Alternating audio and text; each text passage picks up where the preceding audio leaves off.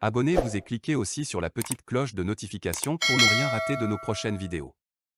N'oubliez pas de partager aussi la vidéo et de la liker. Minyabe dokita konji uji na vile.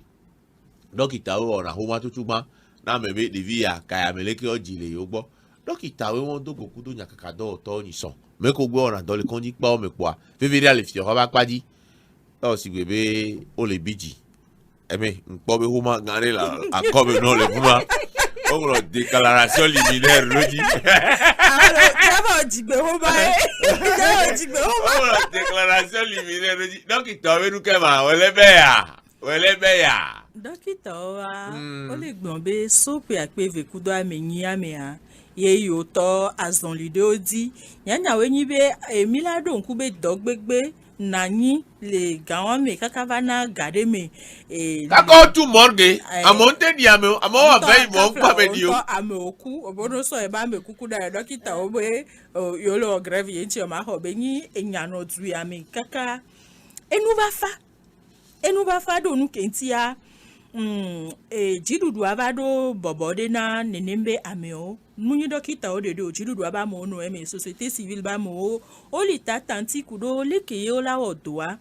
ni totronywede ne biava dokita obe edo abe wowo me kudo enuko ye o le biobe batensu yo sia wan to chon po ebe totrova voado po enuke pata o le dia o mu pe o to wa me ajidudu a tan wo ebe nu me kuku obe ba gbonbe le dokita kon dia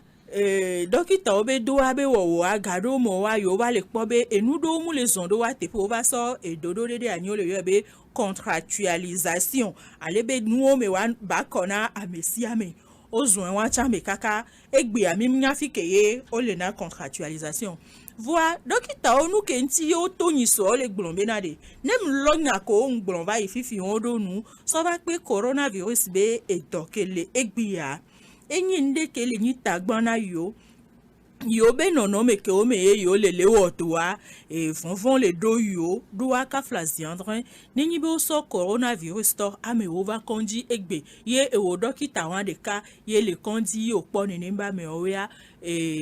fonfon le yo nti na yo be do abe wowo yenti abe yo le biobe ke ye judon noto chuchugbon ke ye jo ahoto selom klasu nania ebe huenu ye yo onene mbe godoale ke ye judon noto ke le fifi ke le ni ahono victoire si de me ho to mega dogbe trova yo pobe yo do la tro actualiser nu ke yo adua ejo ona yo sigbebe do ke yo osan o so edo tiroir menene voa yo atro don kuvi nebe nene aye yo otode yo mu hodonti gobidele ke oyentia yo agogwe nyanya we ogogwe so enya so de ne voa dokita le gbonbe kaka bana fifi ke yo mlese enya de ne asito tro nyuede biava yo be do abe wo mewa yenti ye yo trova benade ke coronavirus be l'envia le gapopo ya me ken gboe enu o kekem le se un le lame se be akpaji ame oni do to chan bo susu gande mu le na odwa ame do yo retraite ame do trongbe yo mu kan ti bo doli ame won wa enu o kekem bani wo ne wa so ende do anyi sigebe prime na covid-19 na lame se do to kekem ne wa tin po gomele pe 21 me yo le bi o chan be wa ho lame se do to yeye buo so pe yo assurance covid-19 ne nani na yo le yo be do o me ken gboe enu ken to enyi plegidia ele ni eto nu manani le lame se do pe wa nenembe nu wa suyo si ne ahwa ho titre do coronavirus be l'enviantia batenyi ndeke la kwa baba ndo nkube dokita de glona nkpobe te coronavirus be l'envia toi e nu chongo chitu amule o mena yo yento e ple gade ke ya ebe yo mbie se benade wonto anu agbelo alo anu te po jidudua nengba ple coronavirus be nu chongo chi ana o kaka na joba badu ama onto po eda a o chacha ne hochi minyabe hochi 30,000 alondele ke be yobe eple voi egatem la sio yo ple yo la gbe ade jidudua la ba semi abe nyagbe kala so do etowo wo mi kwa jidudua minyebe amodo alors jidudua que coronavirus be la via vase milia gbogbo le yolo kengwe amedo nto zon yi konji CHU par exemple là o so nu nana do so no va kashine a nkekere ka be nya e o cho kashine gbe kaka zandoa o la so awole be ka popo amene po do la no doli ne vevede no yin la me se do to ye dono de va yo po e akashine wala gba no won chinu na awo ne o le nkekere ka me o odo ko le gbon be 8 heures de temps et fiombe minimum o la zan kashine a me ve Nenyibe au plus de 8 heures de temps, au la zan la ou cache ne a meve. Kewan, nenyibe mi so CHU Sylvanus Olympio be employé au koto 1000 ntia, cache ne ko la no zan le funu minimum les journées à mea, et la no ici bébé na 12 000. Nous quand y em blonene do. Nkekereka 8 heures de temps amener le me amener ni ameo le seul relayer over 8 heures en meve america la me ton e na nya la me nia nya ko ne ko le zan e won to chan kem yua 12 000 a mu le ja so doa ole auto 1000 nti ne ko la zan le nkekereka me a e jidudu anto nya ne me wan cash ne po 1000 egbon ne dokita po dono de a edola kula si edola si gel hydroalcoolique et nous on sous dokita aussi les do edola sankan ke jianwa dokita la dogan et nous keke ma kengwela trop po amebuchan zaza ne veni afikeye ole dovo do la toucher godo kengboya et nous keke ma neni be la mesin do to le va ka flamme ke on a be amener no kula homena yo amene keke mdi no de ye amebe kukwa ningba nya pe a home o chonwa perti ye beni ola ba be la mesin do to e gbalegu eju asugbon pa e nu keye o le bion wa jidudu a do la so do me do on peut de nous les voitures. Menace à peine voilée. On peut bleu. Ngem kari di mi la gba ikaka funu parce que et nous que grève les lamese do to va le juya me abruno on to glonzan et des ande allo. Kaka afiko la so amekuku daro cha over igbebe. O tu wan la. Mi ma kwa me. O ma so me ba o ma ho me cha jo. Et de fouvile kwa. Ne mi le dibe. Kawa goju. La mese do to eja so amekuku anawa. Me abele o grève yem le o do a de fika be ja to la so na olo. Enya e won pa mi ble dibe mi agba yi et pe on année sombre allo ka proposer se won wa mi dibe mi agba yi funu ne ke la ni wo volunteer ne wa wo surtout ke ju pro to anto le bon mandat social be nya ne ju me bio wa tengeze ya e won ne ko chite no ma mandat social ne ju pro to agbo allo mandat social angba le e me mi le ju pro to anpo gbonbo ga me su la d'accord mandat de consolidation Lady Dasi c'est yare menare dokita o dogo ku nya kaka do to yiso wa keke on bo kenke abo amandre ela o do gbeju la eyan san la be me ya e kubi no na me ya di bi o keke o be bon e wa si gbe no am o keke no ale wo so ale glo fiko le won de nkando dibe jume vinyo e ko nya manyi jijwe no be amelava amewon kolate dadona fa amela kujo le wa gbodo kentia do nu mulio miabe mana kpode nu miabe se asu le funua e dogba le kwandi tinto e dole o lawo o le gbon be jaji so esi e ho be do bede e dole o po be se asu a susu de vanana meje di bene gamekeye o le po dono la firiade ne la nyibe wo gbatro no tunuburo pa me a service ye yowa e la nyonto comme ça département ye yo zande quoi e la sumiasi mi mato te po Saint Péregrin o don gbede na mi Saint Péregrin mle mi on le gun me gbede gbede Saint Péregrin da si ko Saint Péregrin bien be espoir akpata le Saint Péregrin di tu vois que na Saint Péregrin amene ne date ifunu Saint Péregrin li ne be da ho ya voix au moins à mola yalo e kando me wo standing ke be nya e gba ma mesi amesi na de voilà be standing wa ele ito ko egbe a watch le se plaindre mi tati ma la ha ho la Ododio. Yenti po ma jredo wa mbede apegbe dodora nye gbenyi bena nyabe tugbonu golowade one ponu blanui nami ega ele duyame no kenti mbe gale duyame de ko kaka gbele wo coronavirus ba hua milia ko so le deme o le di partenaire o wade won to le font le imodi gbesi agbe one gbave tisse partenariat de bede et kon ya dire kebena yejana CHU matériel ya deke allo ajole mia les filles BTP bajol et patakpate on est trop réhabilité miabe et nous infrastructure on a mis on est trop dread on est bani et dans notre TP ou trop pas avec à bâti à l'eau de cola drano do pas ou no pata wa no wa BTP comme ça de au mani dans moi il condia à toi et solo bedi et nuit à bâti avec mando veni maternité aussi à calo drano do à cyclope kwento avec balo kwe welo sigbere keye miatorio no tu donnes le temps ma biji kwa wa be o da ko be gawe tira ma din kwa wa so odore le to ko me pa me ma susu dede e la ten veme e tu klo ta ma be opere ka e pa ko e be ko ele video o vide e aso ka ko o keke mo la te so do do me e gbe ari ka flasi andre ni so afi emile ya yo be quand CHU pas mes bezobi ezobi les fiko et nous à pavillon militaire nous qui me dit la glenyi benade mi glongade me les filles be no chua hoya ejeji a won to akoko chua atro no po installation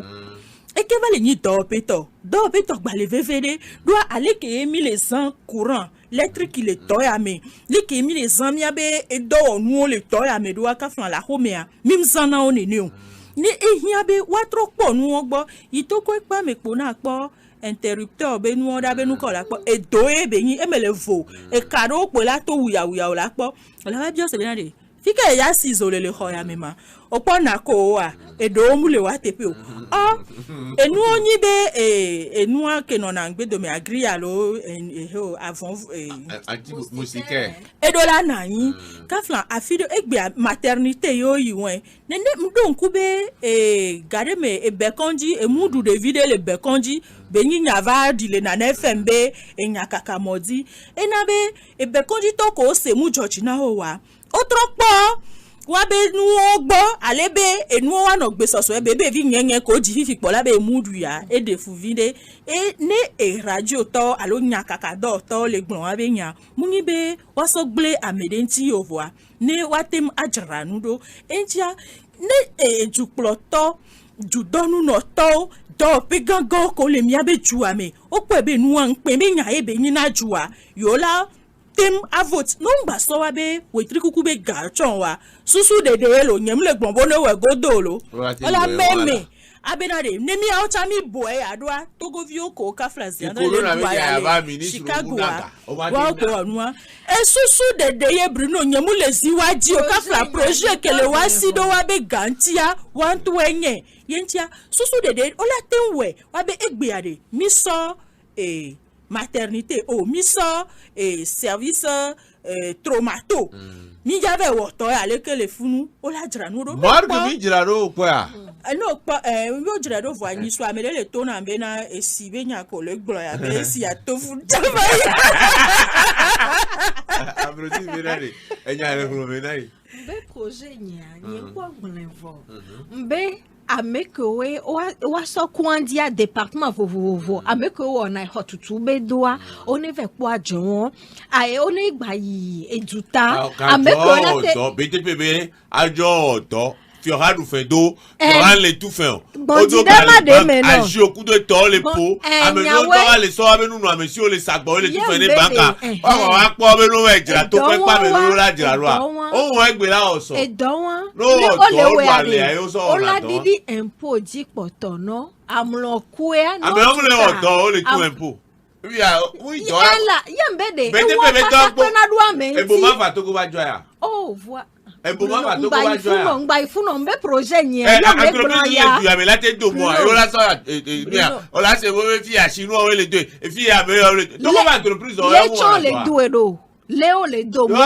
enti mbe won chamila va vedi et on chamila avait dit voir projet nya elle veut donc Togo vio que beto CH a des mianto mianto a des partenariats vivien les et Togo vire les juta dem les kan c'est un coup d'eau soa be les glombe de kem kan c'est un coup d'eau mo même les dagbea benela nyoma no ho amo de ka le wa be domaine mo sebe lan me sen ba pa di fifia na me ava ba glon projet que les sia do di yane yo so e ga ken so do da atike ya mo so plena lo lan me sen be nya gbo so pona po abe o la glon susu que le wasia de ko la te bola wedua ne wa pedua meunti esigbe épargne alo gajojo vivi bakpa dia be projet on ma kan se nku do ne sigbe be gbele wowo po zandi amila po be ko gbele we alo gbe ba do aboga gbele we do ju pa be elava nande be yo po do je si be ega ki yo so do rana o la dunu vire va gbogbo to abe kondi yi pe pa mi be si aso won le ta won me ne o le se mi an ko lo susu ale wa si ade ke tutu yo be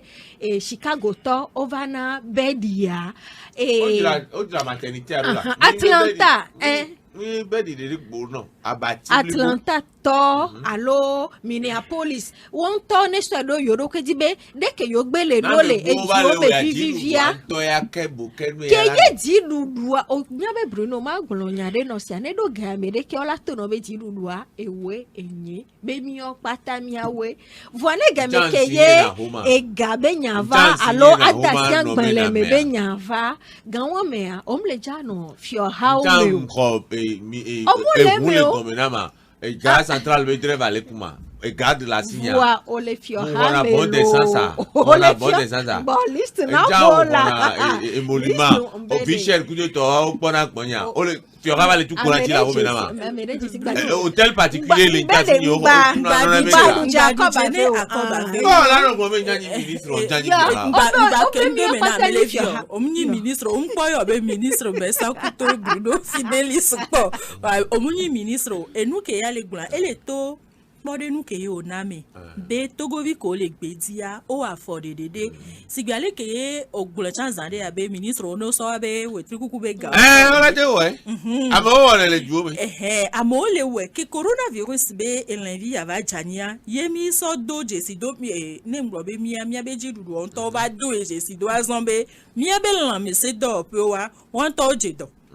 la me se do pe on to le do ye wa oto 20 voilà nous que bakobena menyibe mi reconnaître be situation ne bele wa mais mim wo nous que mi la wo ne totro wa bavo nyangem le gbombo ne boasido ekpatanti o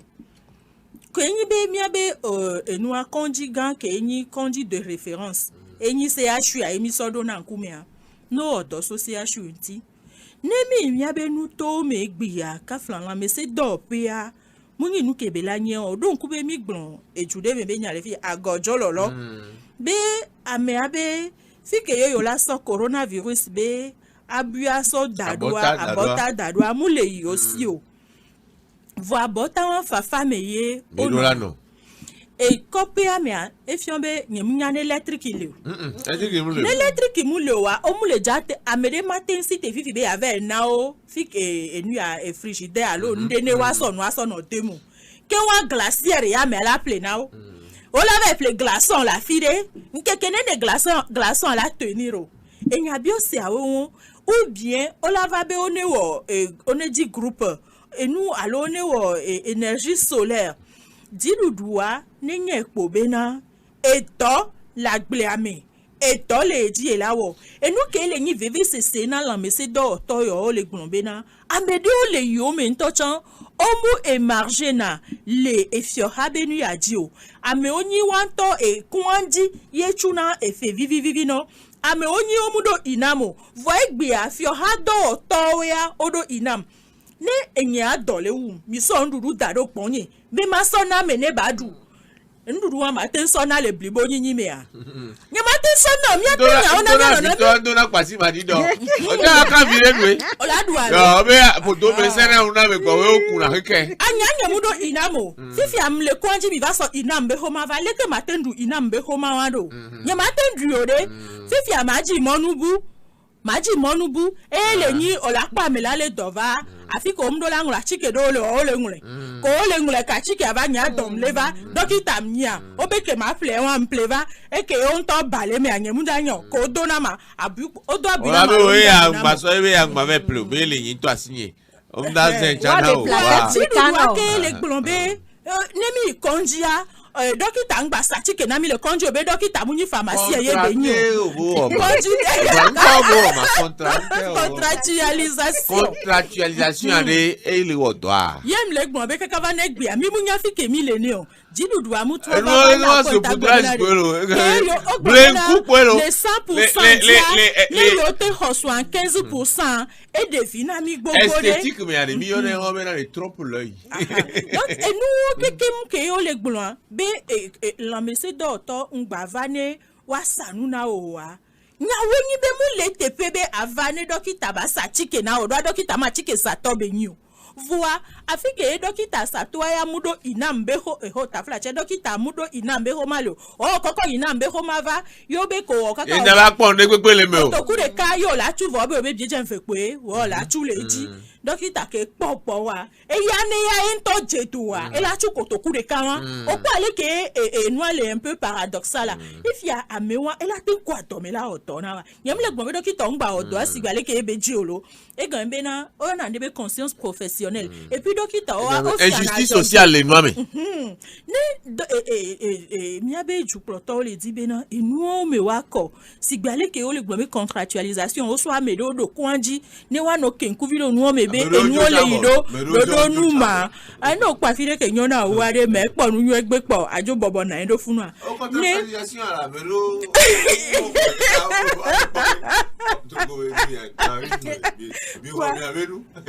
on va do akwenta so contractualisation antio e dókítà obe nu ko le bi obe na de inamba su amedo chansia inama kafla nyanye mundu e olo va menchi e magbon be no vinye de keye ele e semene munyi bebe jojo mo c'est-à-dire le droit le lui permet eni jena na bena badu contrat inam benua nene monu koko bado inam benua assurance maladie to ko be tidu do antole gwa mena yeleji bena miado assurance universelle allo de ko na noa la couverture nene bele nene ade efiobe non le gwa be noa le universelle a gwa messia me la se retrouver le me. Likez la vidéo si ce n'est pas déjà fait. Laissez aussi votre point de vue en commentaire.